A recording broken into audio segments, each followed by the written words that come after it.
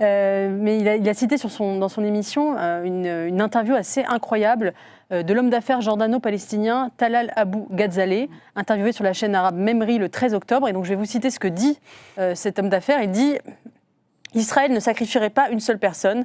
Il n'y a pas d'objectif pour lequel Israël sacrifierait une seule personne. Ils ont peur de la mort. Pour eux, la mort est étrange et répugnante. Nous, en revanche, accueillons la mort. Un Palestinien porte son fils sur ses épaules avec un bandeau sur le front sur lequel son père a inscrit « Il cherche le martyr ». C'est un homme qui dit « Je veux que mon fils meure ». Une mère palestinienne qui déclare « J'ai donné naissance à 6 enfants pour que 3 puissent mourir dans la révolution. J'ai donné naissance à des enfants pour qu'ils soient martyrisés. Cela n'existe pas dans la mentalité sioniste ». Abnous Shalmani, peut-être une réaction à cette idée. On la connaît, elle est très présente dans le djihadisme. C'est-à-dire que voilà, l'idée du rapport à la vie qui est différent. Le sunnisme, particulièrement, est une religion non messianique. Le schisme, au contraire, est une religion messianique, puisqu'on attend le retour du Mehdi, on attend le 12e imam. On a cru à un moment que c'était Khomeini, d'où le mysticisme hystérique en 79, qui a aussi rajouté à son aura. Mais dans le judaïsme, dans le christianisme, on attend quelque chose va arriver sur terre. Enfin, forme de bonheur, le bonheur est promis sur terre. Dans le sunnisme, la terre est foutue. Il n'y aura pas de retour, il n'y aura pas de bonheur possible, tout se passera au paradis. Au paradis, les rivières sont des rivières de vin, et les fameux houris qui vous attendent, où là, enfin, vous avez le droit de consommer la chair à volonté, les houris sont des vierges éternelles. C'est-à-dire qu'elles redeviennent vierges après avoir consommé l'acte.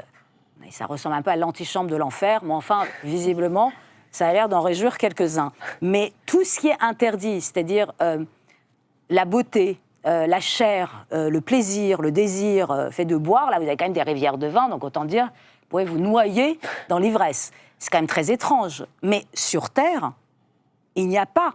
C'est une vallée de larmes et c'est tout. Il n'y a rien à attendre sur cette terre terrestre. Donc, d'être parvenu avec l'islamisme à faire de la mort la seule possibilité de bonheur, puisque après, c'est le paradis, et d'autant plus si on meurt comme martyr, mais comment imaginer de ne pas entendre un homme d'affaires, donc quand même quelqu'un qui a accès au savoir, etc., dire « mais tout va bien, eux, ils font n'importe quoi pour récupérer des cadavres, pouf, nous, on s'en fout. Nous, on s'en fout, on fait 6 enfants pour en offrir 3. Ils peuvent raser Gaza, on le reconstruira. 30 millions de personnes sont mortes pendant la Seconde Guerre mondiale. Exactement. Les Russes ont sacrifié comme ça des millions et des millions.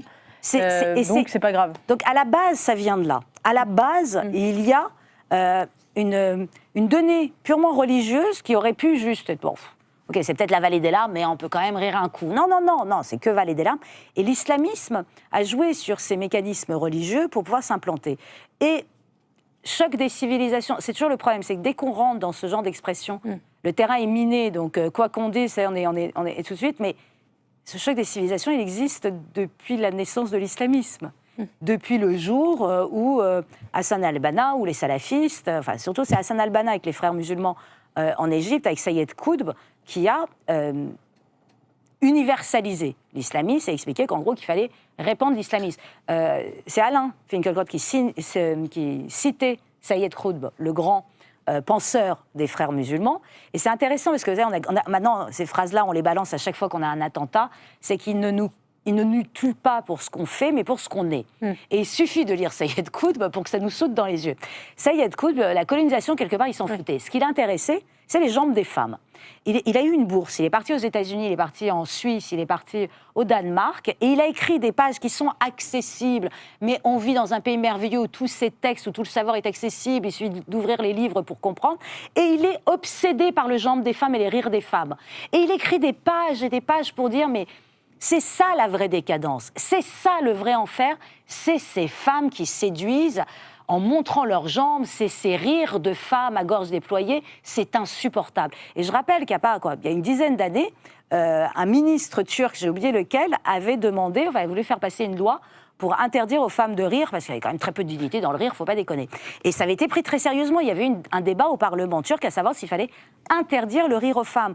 Donc c'est dire à quel point l'islamisme est quelque chose de construit, de radical, et qui, en tout point, d'une manière absolue et minutieuse et précise, s'oppose à toutes, et je dis bien, mais toutes nos valeurs. Nous n'existerions pas autour de cette table, ce public n'existerait pas si nous étions sous un règne islamiste. C'est l'opposé de ce que nous sommes.